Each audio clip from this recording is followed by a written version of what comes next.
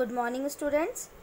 Last video में हमने पढ़ा था कहाँ तक कर लिया था हमने 10 स्मॉल इंटेस्टाइन तक।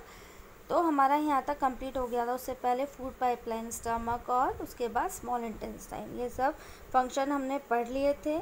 अब इस वीडियो में मैं नेक्स्ट आपको पढ़ाऊँगी।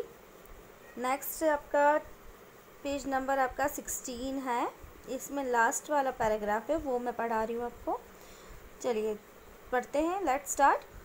The working of the stomach was discovered by the strange accident. देखिए, पहले किसी को मालूम नहीं था, लेकिन जब एक एक्सीडेंट में स्टमक कैसे वर्क करता है, ये किसी डॉक्टर ने खोज निकाला। कैसे? In 1822 a man named Alexis Saint Martin was badly hit by a shotgun. कोई एलेक्सिस नाम के कोई मैन थे जिनको गन से शॉट किया गया था, वो बहुत बुरी तरीके से। ठीक है। The bullet had seriously damage the chest wall and made a hole in his stomach. Chest को डैमेज कर दिया था, वो जो बुलेट निकली थी उससे उनके चेस्ट खराब हो गए थे और वहाँ पे जो स्टमक में एक होल सा बन गया था उधर। He was brought to an American army doctor William Beaumont. अभी आर्मी पर्सन ही थे, तो यहाँ पे आर्मी के जो डॉक्टर है उन्होंने चेकअप स्टार्ट किया था, जिनका नाम विलियम ब्यूमॉन्ट था। The doctor saved the patient but he could not close the hole properly and left it bandage. अब क्या हुआ, डॉक्टर ने उनकी जान तो बचा ली, लेकिन जो होल था स्टमक में, जो होल हो गया था, वो उसको बंद नहीं कर पाए, उन्होंने उसको रिपेयर नहीं कर पाया। उन्होंने वहाँ क्या कर दिया, बैंडेज लगा दी। Beaumont took it's a great opportunity to see the inside of the stomach through the hole. उन्होंने क्या किया, ब्यूमॉन्ट ने सोचा कि ये एक अच्छी अपॉर्चुनिटी है, मैं देख सकता हूँ इस होल से कि स्टमक में कैसे फंक्शन कर रहा है स्टमक। ठीक है। He made some wonderful observation. अब उन्होंने देखना स्टार्ट किया। Beaumont found that stomach was churning food.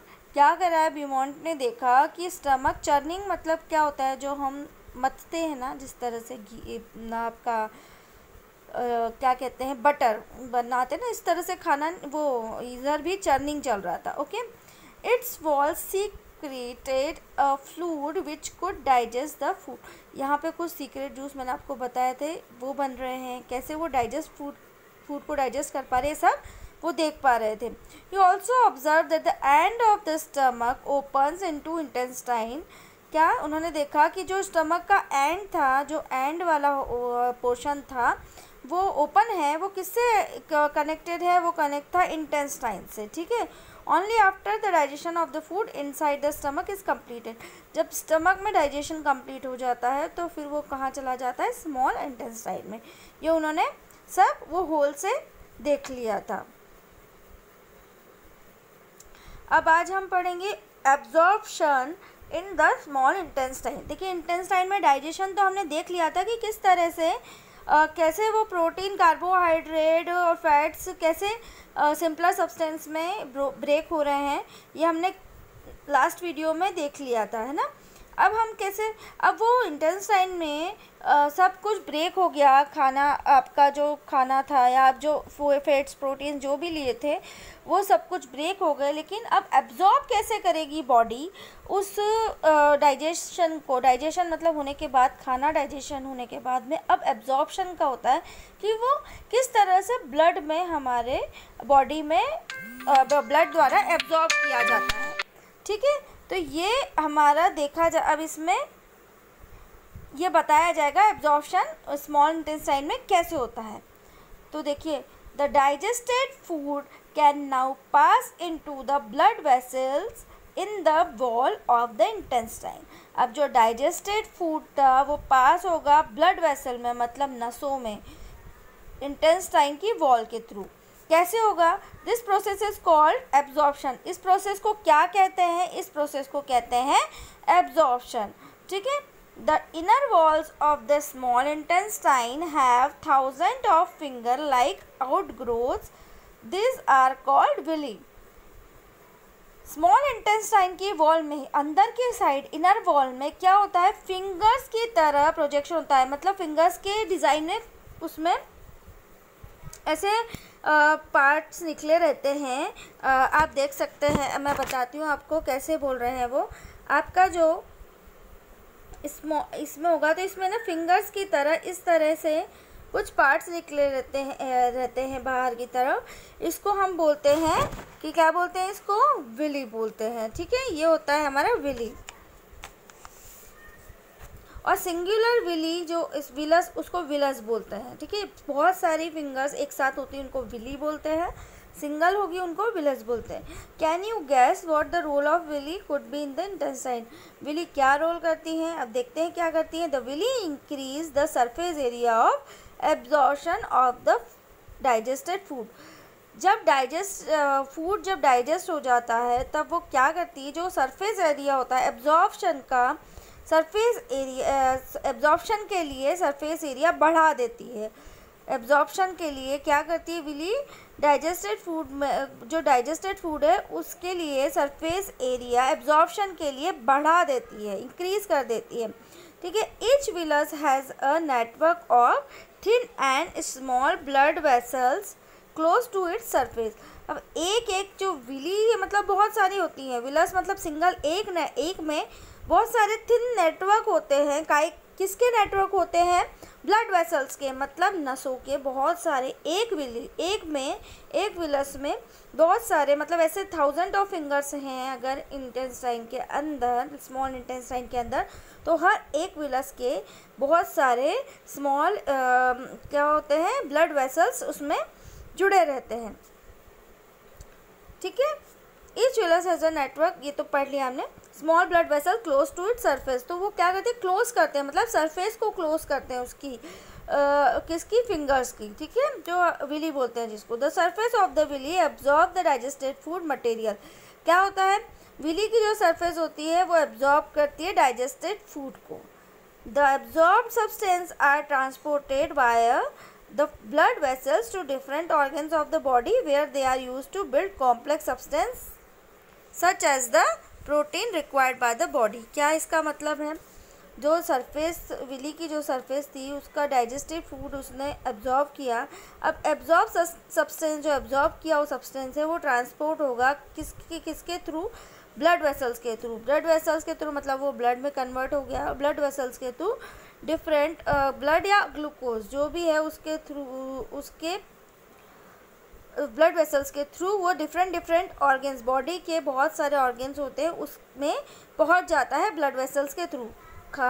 आपका फूड एब्जॉर्ब हो गया, डाइजेस्ट होने के बाद एब्जॉर्ब हो रहा है, एब्जॉर्ब होने के बाद में वो ट्रांसपोर्ट हो रहा है ब्लड वेसल्स के थ्रू डिफरेंट ऑर्गन्स में बॉडी के।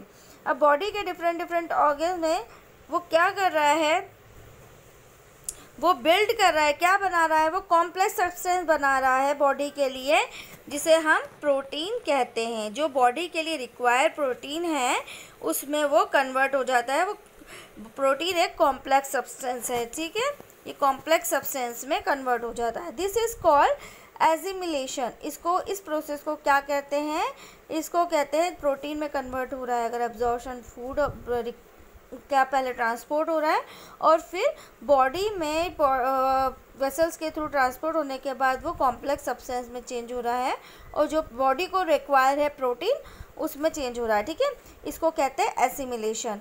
इन the cells glucose break down with the help of oxygen into carbon dioxide and water. क्या होता है इसमें, सेल्स में ग्लूकोज ब्रेक होता है किसके थ्रू, ऑक्सीजन और ऑक्सीजन के थ्रू।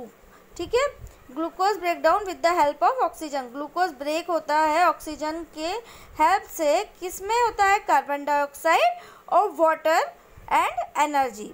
देखो ये तीनों ही चीज़ हैं, वाटर, कार्बन डाइऑक्साइड, वाटर और एनर्जी में रिलीज होता है, मतलब निकलता है।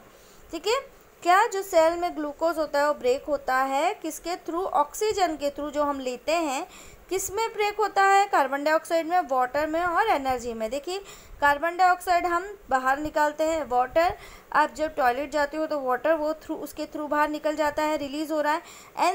एनर्जी कैसे रिलीज़ होती है? जब हम काम कर पाते हैं। अगर हम खाना खा रहे हैं तभी हम काम कर पाते हैं ना, बहुत सारा, अगर कुछ यहाँ से वहाँ उठाना हो, करना, अगर हम 4-5 दिन खाना ना खाए तो हमें एनर्जी भी नहीं होगी और हम उसको रिलीज़ भी नहीं कर सकते हैं, हम कोई भी काम नहीं कर पाएंगे, ठीक है ना।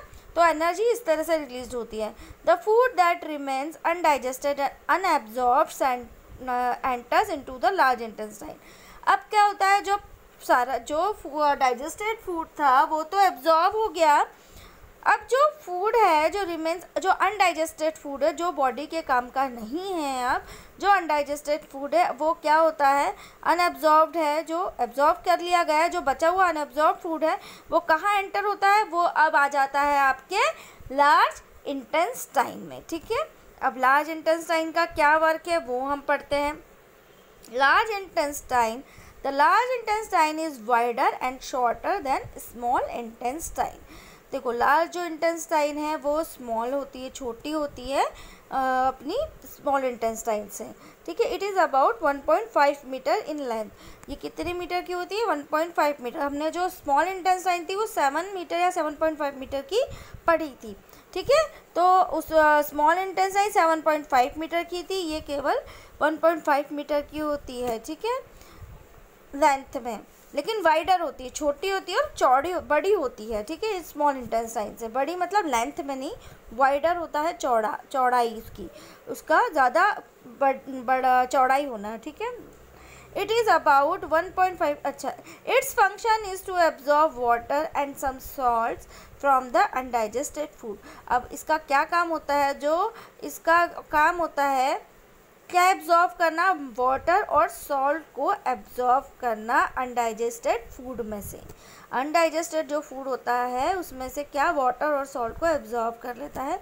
The remaining waste passes into the rectum and remains there as semi solid faeces. क्या होता है? द रिमेनिंग वेस्ट मटेरियल मतलब जो बचा हुआ, अब सब कुछ हो गया, डाइजेस्टेड फूड हो गया, अनडाइजेस्टेड फूड में से भी सॉल्ट और वाटर एब्जॉर्ब कर लिया गया। अब जो रिमेनिंग वेस्ट है वो कहाँ? रेक्टम के थ्रू बाहर निकल आता है, आपके पॉटी के थ्रू। फिजल्स मतलब आपका फिजल्स होता है, पॉटी के थ्रू आपका बाहर निकल आता है, जो कि सेमी सॉलिड के फॉर्म में आता है बाहर, ठीक है। The faecal matter is remove through the anus. अब जो फिजल मैटर है, जो पॉटी है आपकी, किसके थ्रू बाहर आती है? एनस के थ्रू। इसको क्या कहते हैं? This is called egestion. Ingestion जब हम अंदर लेते थे खाना, अब इजेशन को क्या बोलेंगे? एजेशन को बोलेंगे जब हम बाहर निकालते हैं, उसको हम बोलते हैं इजेशन। तो अभी मैंने आपको स्मॉल इंटेस्टाइन का एब्जॉर्प्शन बता दिया और लार्ज इंटेस्टाइन की फंक्शन बता दिया। ये यहाँ तक हम वीडियो फिनिश करते हैं। नेक्स्ट वीडियो में हम नेक्स्ट टॉपिक स्टार्ट करेंगे, ठीक है।